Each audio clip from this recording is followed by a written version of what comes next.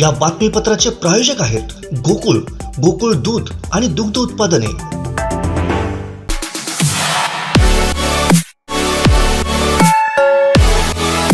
नमस्कार, हे आहे कोकणचा नंबर 1 महा चॅनल कोकण 7 लाईव्ह आणि आपण पाहताय सकाळच्या टॉप न्यूज।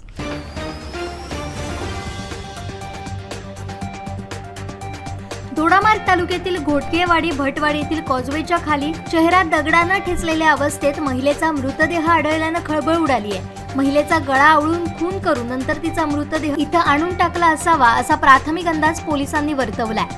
हा प्रकार उशिरा रात्री समोर आल्यानं पोलीस यंत्रणा वेगानं कामाला लागली आहे। उपविभागीय पोलीस अधिकारी रोहिणी साळुंखे यांनी रात्रीच घटनास्थळी दाखल होत घटनेची पाहणी केली।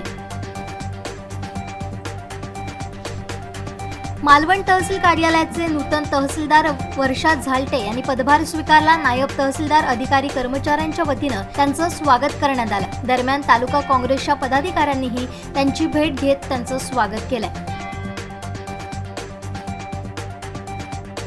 कोलगाव चव्हाणवाडी येथील संतोष वासुदेव चव्हाण या तरुणाचा मृतदेह सकाळी कोलगाव आणि सावंतवाडी नगरपालिका हद्दीवर असलेल्या ओहळा शेजारी सापडला। पोलिसांनी मृतदेह ताब्यात घेत शवविच्छेदनानंतर तो नातेवाईकांच्या स्वाधीन केला। दरम्यान मयत संतोषचे काका बाबूराव चव्हाण यांनी घातपाताचा संशय व्यक्त केलाय, त्यामुळे पोलिसांसमोर तपासाचं आव्हान निर्माण झालंय।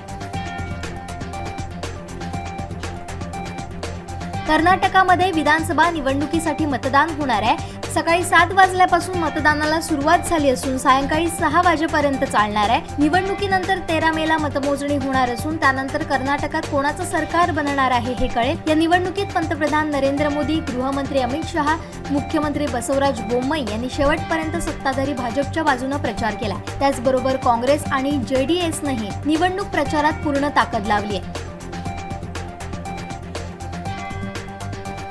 द केरला स्टोरी चित्रपटावरून देशात वाद सुरू आहे। भाजप शासित राज्यात चित्रपट टॅक्स फ्री करण्यात येतोय, तर दुसरीकडे पश्चिम बंगालमध्ये या चित्रपटावर बंदी घालण्यात आली आहे। अशातच राष्ट्रवादी काँग्रेस नेते आमदार जितेंद्र आव्हाड यांनी द केरला स्टोरी चित्रपटाबद्दल खळबळजनक वक्तव्य केलंय। चित्रपट निर्मात्याला फासावर लटकवलं पाहिजे असं जितेंद्र आव्हाड यांनी म्हटलंय।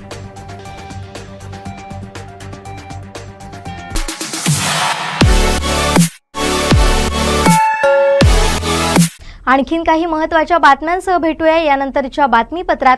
पाहत रहा कोकण 7 लाईव्ह, नव्या कोकणचा ग्लोबल ब्रँड। या बातमीपत्राचे प्रायोजक होते गोकुळ, गोकुळ दूध आणि दुग्ध उत्पादने। आमचे दिवसभरातले सर्व अपडेट्स, ताज्या घडामोडी आणि थेट लाईव्ह पाहण्यासाठी सबस्क्राइब करा, लाईक करा कोकणचं नंबर 1 महा चॅनल कोकण 7 लाईव्हचं YouTube चॅनल।